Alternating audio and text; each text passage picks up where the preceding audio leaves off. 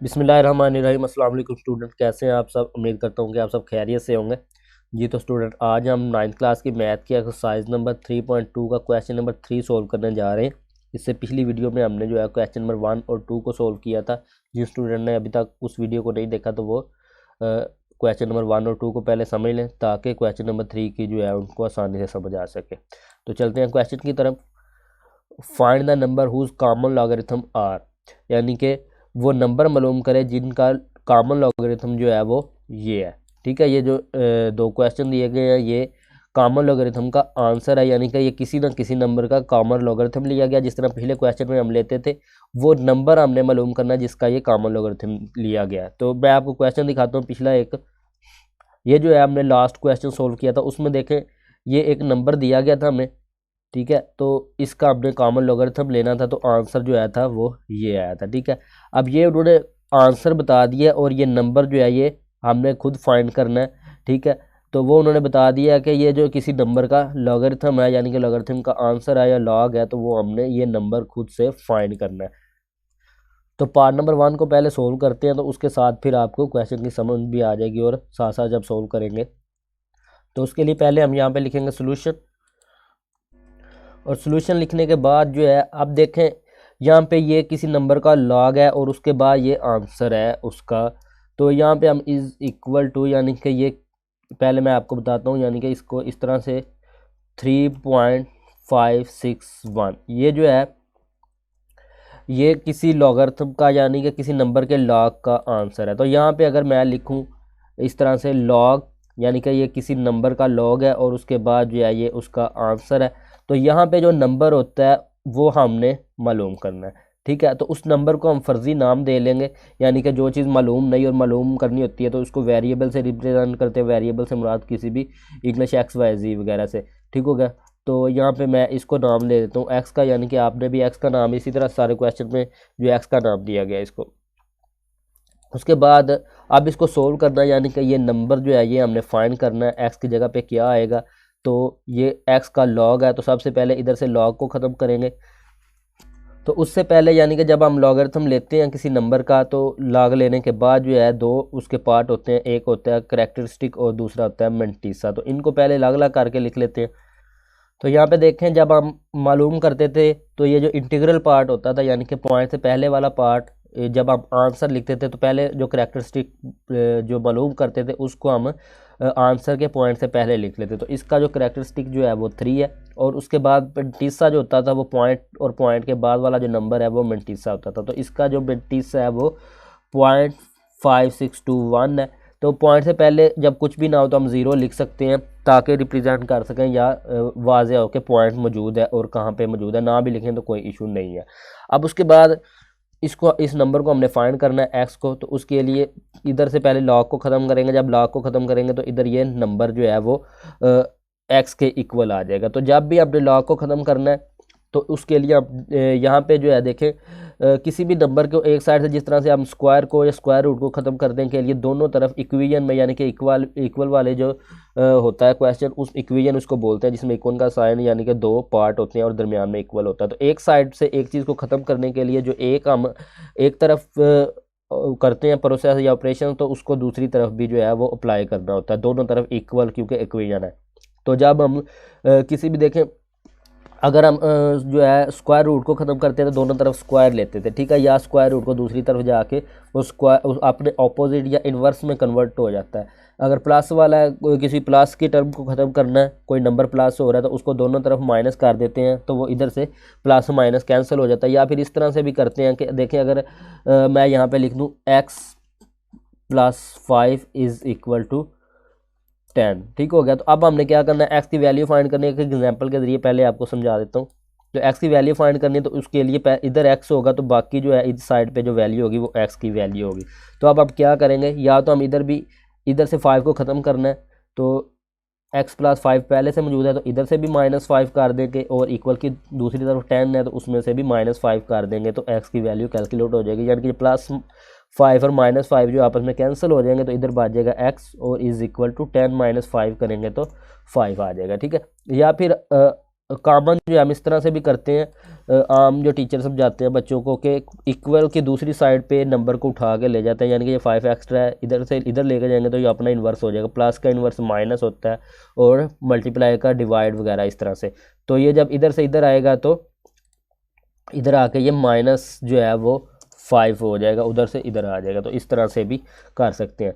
तो इसी तरह से हर नंबर का इन्वर्स होता है या हर चीज़ का इन्वर्स होता है इक्वेशन में, जिसको हम ख़त्म कर सकते हैं। यानी कि ख़त्म करने के लिए अगर लॉग का जो इन्वर्स है वो एंटी लॉग है, ठीक है, ये नया लफ्ज़ है आपने अभी, यानी कि पहला क्वेश्चन आया एंटी लॉग वाला, तो एंटी लॉग जो होता है वो लॉग का इन्वर्स होता है। तो हम यहाँ पे लिखेंगे, यानी कि इधर एक्स बच जाएगा, या फिर आप इधर भी एंटी लॉग को मल्टीप्लाई करवाएंगे और इधर भी, तो इधर से लॉग और एंटी लॉग आपस में कैंसिल हो जाएंगे और इधर एंटी लॉग जो है वो रह जाएगा। तो इसलिए यहाँ पे हम इसको दूसरे तरीके से करते हैं डायरेक्ट, यानी कि ये सिर्फ समझाने के लिए काफ़ी है ताकि जो है वो ज़्यादा स्पेस ना ले क्वेश्चन। तो आम टीचर भी इसी तरह से करते हैं और आपकी बुक में एग्जाम्पल भी इसी तरह से की गई है।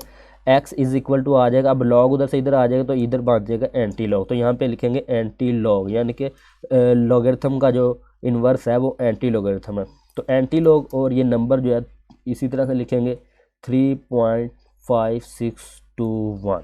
अब जो है क्वेश्चन सोल्व किस तरह से करना है, यानी कि इसको एंटी लॉग का भी जैसे ख़त्म करना है तो वो कैसे करेंगे, यानी कि इस नंबर का एंटी लॉग हम फाइंड करेंगे। तो उसके लिए यहाँ पे हम लिखेंगे एक्स, ये जो जिस तरह से हम लॉगरिथम का एक टेबल है, इसी तरह से एंटी लॉग जो है उसको मालूम करने के लिए भी एक टेबल दिया गया आपकी बुक के लास्ट में। तो उसकी मदद से जो है हम इसका एंटी लॉगरिथम जो है वो फाइंड कर लेंगे।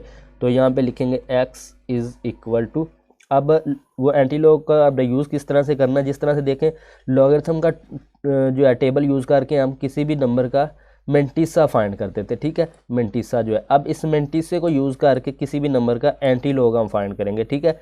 तो ये चीज़ आपने याद रखनी है। और जो डेसिमल हम पहले सबसे पहले सेट करते थे, इसको बाद में हम सेट कर लेंगे करैक्टरिस्टिक्स की मदद से, ठीक हो गया। क्योंकि डेसिमल सेट करते थे तो हमें पता चल जाता था कि करैक्टरिस्टिक जो है वो किसी नंबर का कितना है। तो इसी तरह से अब करैक्टरिस्टिक की मदद से हमें ये पता चल रहा है कि डेसिमल पॉइंट को कितने डिजिट मूव करना है, लेकिन मेंटिसा की मदद से पहले हम एंटी लॉग जो है वो फाइंड करेंगे।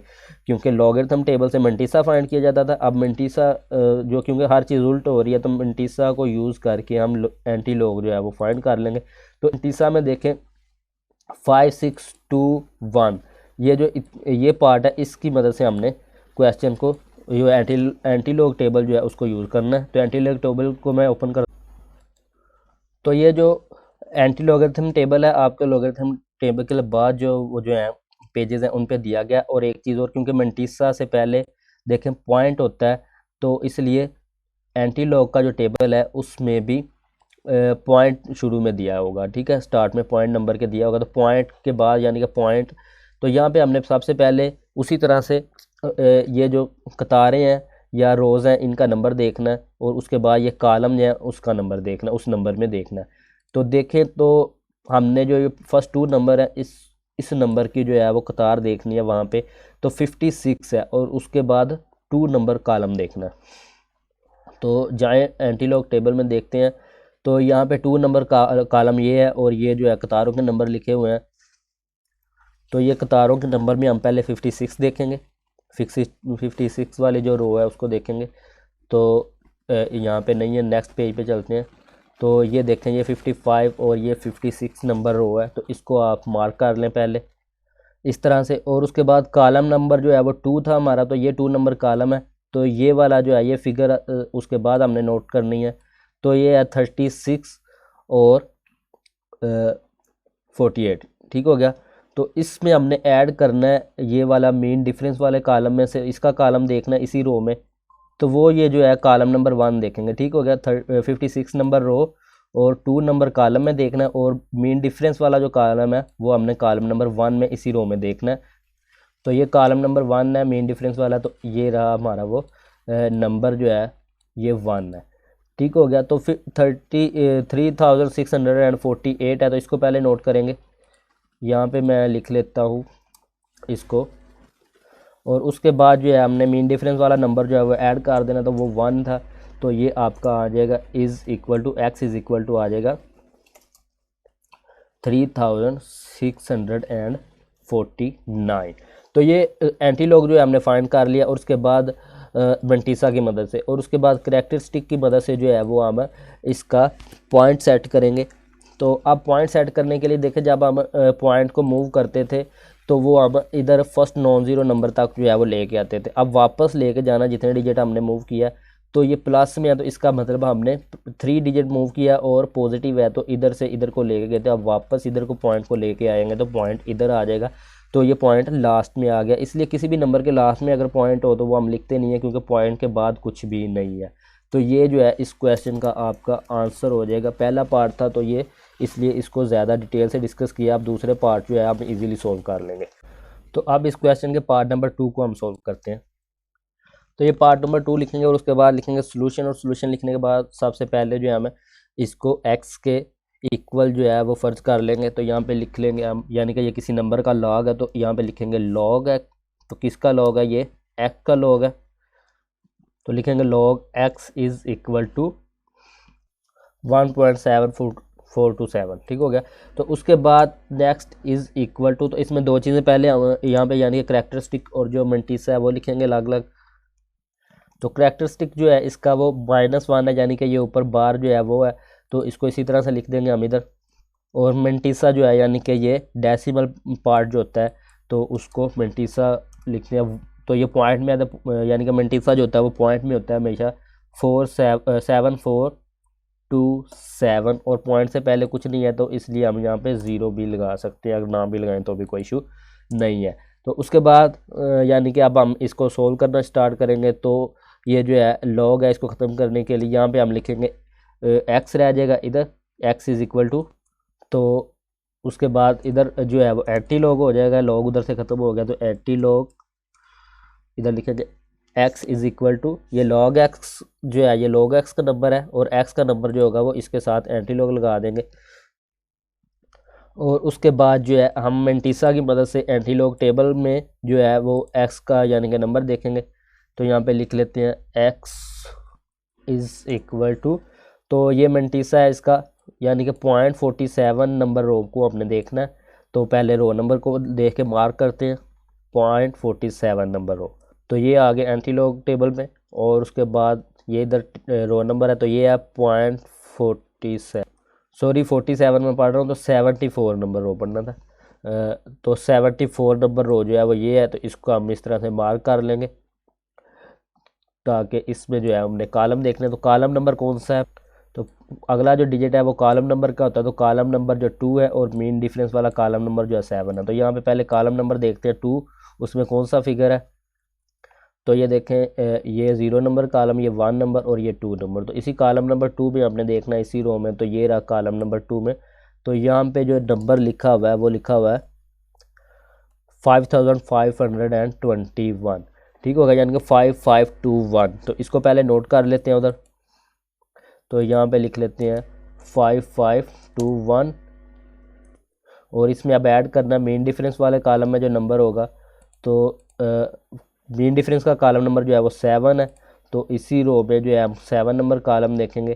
तो ये 7 नंबर कॉलम है मेन डिफरेंस का और ये हमारी जो रो है, तो इसमें जो नंबर है वो है 9। ठीक हो गया। तो इसको आप ऐड कर लेते हैं वहाँ पे। तो यहाँ पे लिख लेंगे +9, तो इस x इज़ इक्वल टू आ जाएगा हमारे पास,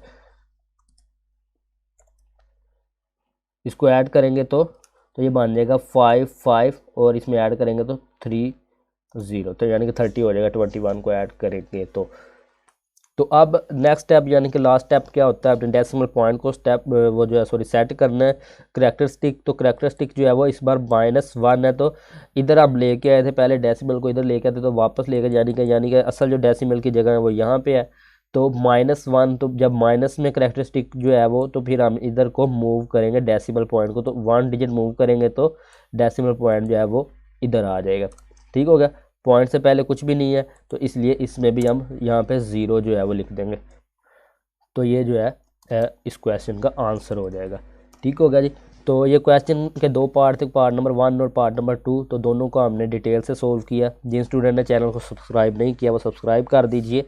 और इस क्वेश्चन का जो सॉरी इस एक्सरसाइज का क्वेश्चन नंबर 4 जो है वो हम नेक्स्ट वीडियो में सोल्व करेंगे।